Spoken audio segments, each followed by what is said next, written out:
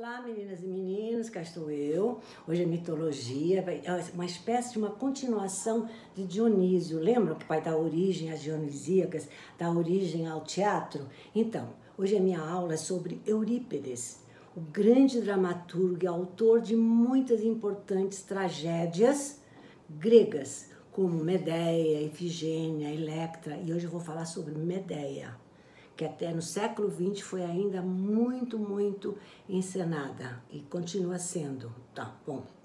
Especialistas estimam que Eurípides tenha escrito umas 95 peças, mas chegaram até nós apenas umas 17, tem uns que dizem que 17, outros 18, completas, tá? Aristóteles, o grande filósofo, chamou Eurípides do maior dos trágicos. Sabe por quê? Porque suas obras, segundo ele, conduziam a uma reflexão, a uma catarse, fenômeno não conseguido por todas as tragédias. Então ele dizia que uma bela tragédia, uma boa tragédia tem que ter a catarse. Depois eu vou explicar o que é isso. Bom, na psicanálise, o termo catarse designa o estado de libertação psíquica, quando o paciente consegue superar algum trauma através de terapias, tá? Então, catarse, derivado de catarsis, que significa purificação do espírito humano, pode ser considerado um método de expulsão, de libertação emocional, tá? Na tragédia, os personagens eram deuses, heróis, reis, né, pondo em causa o destino e a sociedade. E começaram cerca de meio século antes das comédias, tá? Que enfatizavam o homem comum, não os deuses, nem heróis, nem reis. Tá? Eurípides, graças às suas obras, é visto por muitos como o primeiro psicólogo, pois se dedicava ao estado de emoções da alma humana, principalmente da alma das mulheres. E ele dizia, deixou uma frase que ficou muito emblemática, ele dizia o seguinte: o coração feminino é um abismo, que pode ser preenchido tanto por muito amor, mas também com muito ódio, tá? No festival de 431 a.C., Eurípides e mais 3 dramaturgos apresentaram suas peças. Euforion, que era filho de Ésquilo, e Sófocles, que era um grande rival de Eurípides. E o resultado foi, sabe qual foi? Eufório ganhou a competição. E Eurípides ficou em último lugar, foi o último classificado. Por que será? Porque ele apresentou a peça Medeia, que foi considerada chocante, até por seus contemporâneos, chocando muito o público de então.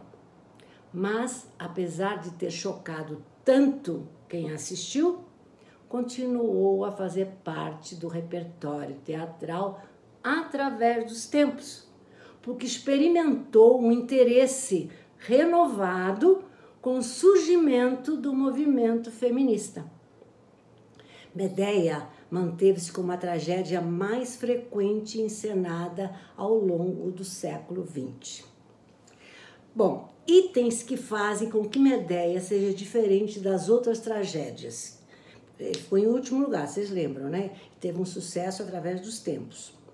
Vou dar alguns itens, né? Por que é diferente das outras tragédias? Ó, primeiro, a simplicidade.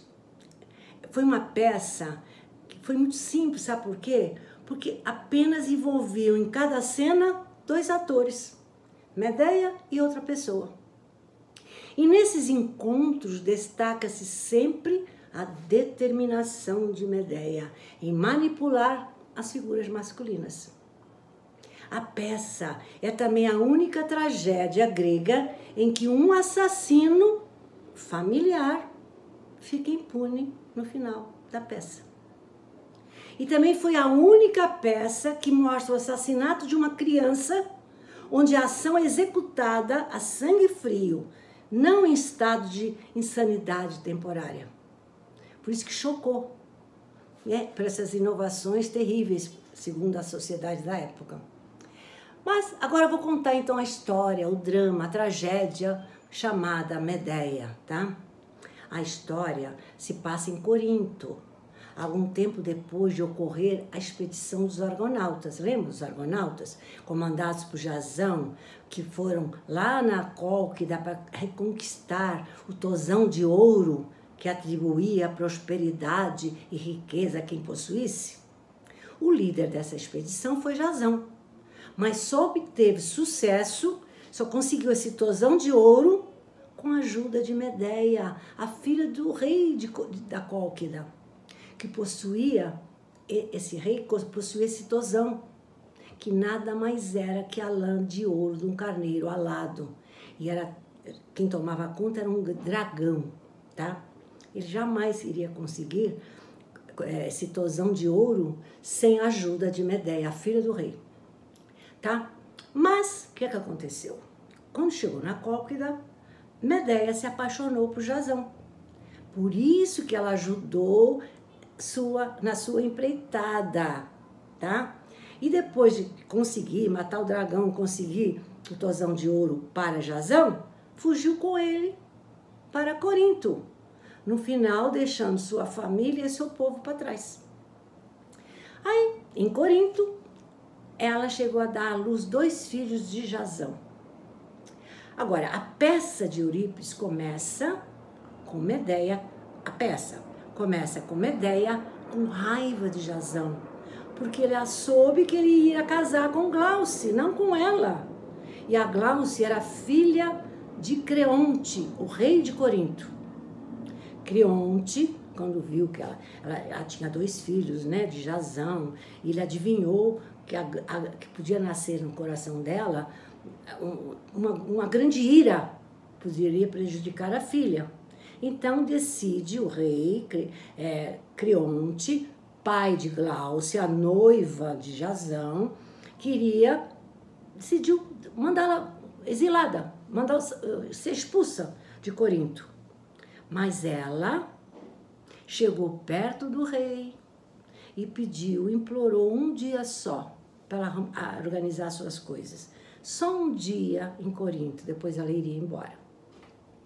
Mas o objetivo dela é preparar uma vingança, tanto para Jasão quanto para sua noiva. Bom, houve um encontro na peça também que Jasão tem com Medeia. Houve um encontro de Jasão e Medeia. E ele lhe conta que vai casar com Glauce. Sabe por quê? Porque ela é uma princesa. Não vou casar com você, Medeia, porque você é uma mulher comum e bárbara. Bárbara quer dizer não grega. Mas fique calma, que eu, depois do casamento, serei seu amante e seremos felizes.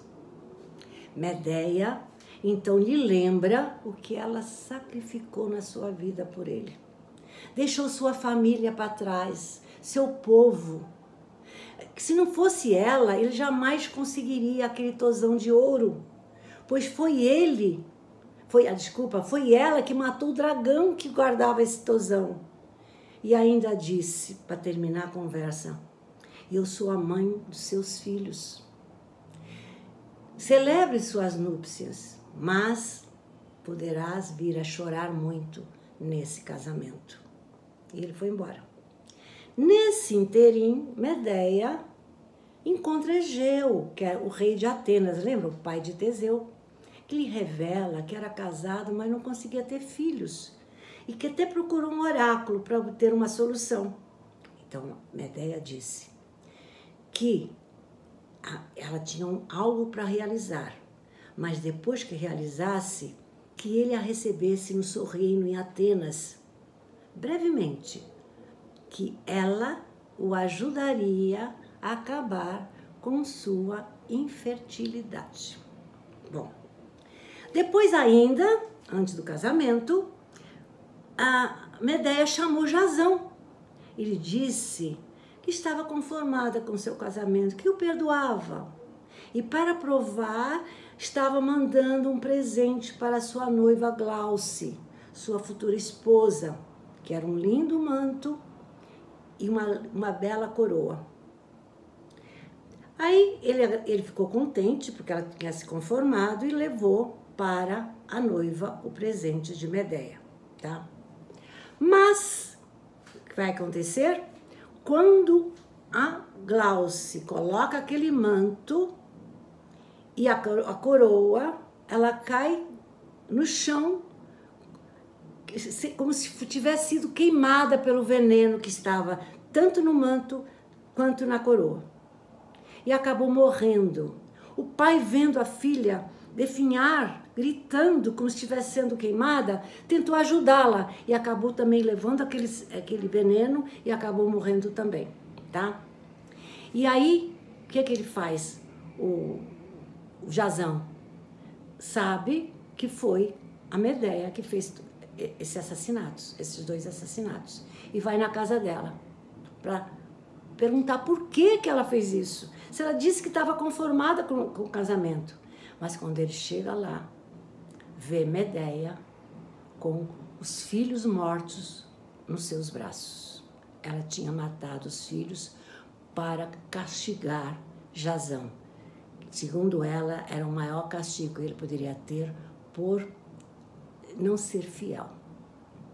E dali ela partiu para Atenas ter com Egeu, como tinha combinado, tá? E lá ela teve um filho chamado Medo com Egeu, tá? Bom, a peça termina aí. Ela indo embora para Atenas numa carruagem de Hélios, o deus Sol, tá?